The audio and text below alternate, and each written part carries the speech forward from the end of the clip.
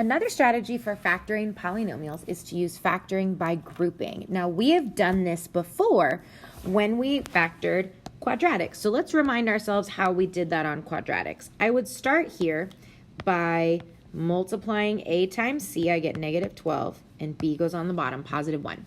So I know that 4 times negative 3 multiplies to negative 12, and it adds to positive 1. Now remember, what we do with those two side numbers is we use it to split the middle term into two like terms. So I have 6x squared, then I have plus 4x minus 3x, and then I have minus 2. So the whole point of that x on the side is to get it from 3 terms to 4 terms, because once I have 4 terms, that's where we split it down the middle. And now I look for a GCF. I get 2x times 3x plus 2. Factor out a negative 1 times 3x plus 2. And then we see our common factor is 3x plus 2, and what's left is 2x minus 1. So that's how we use factoring by grouping. Now, some polynomials, especially cubic polynomials, are already going to have 4 terms, and that makes it a really great candidate for grouping. And it's actually even faster because we don't have to do the little x numbers on the side because it already has 4 terms. So if we look at this one here, I've already got 4 terms, so we go straight to splitting it in half. Factor out a z squared, factor out a minus 4, and we get these factors here, but make sure we always check again with polynomials, can I factor it more? And z squared minus 4 was a difference of squares, and that's how we get to this final answer here, okay? Remember to check for a GCF first and foremost.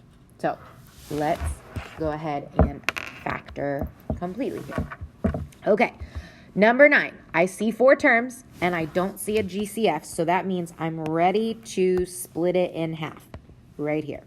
I can factor out an x squared, and I get x plus 4. And then I factor out a negative 1, and I also get x plus 4.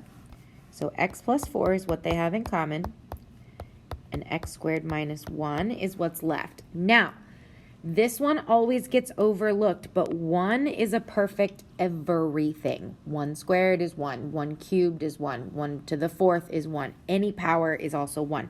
So that is a difference of squares, and we get x plus 4 times x plus 1, x minus 1. That's our final answer. Okay. On number 10, I see 4 terms, so that's grouping. I don't see a GCF again, so I'm ready to split this up, and I get 3x times x squared. Oh, this should be x squared. 3x squared times x plus 1. And then here I can factor out a 3. I'm sorry. We can't take out a 3x here. Let's start this over. I can take out just an x squared. This one doesn't have a 3 to give up, so we can't take out a 3.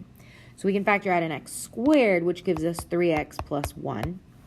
And then I can factor out a 3, which gives us 3x plus 1. Common factor is 3x plus 1. And then we get x squared plus 3. Now, if I check on this one, neither of those is factorable any more than what we've got, so that just means we're done. That one is already factored completely, okay? Alrighty, pause your video and try number 11 and 12 to see if you're understanding. Notice on number 12, we do have a GCF, so keep that in mind. I'll be back in 3 seconds. All right, these are the answers that I get. On number 11, when we factor, we only get 2 factors because we can't factor that any further. On number 12, the only thing we can divide out at the beginning is k. And notice that k just kind of hangs out on the outside while I group inside of those parentheses in the red, and then I get my final answer there with 3 factors, including the k. And that is how we factor by grouping. It's a really nice one when you already see 4 terms. That's the strategy that you want to use.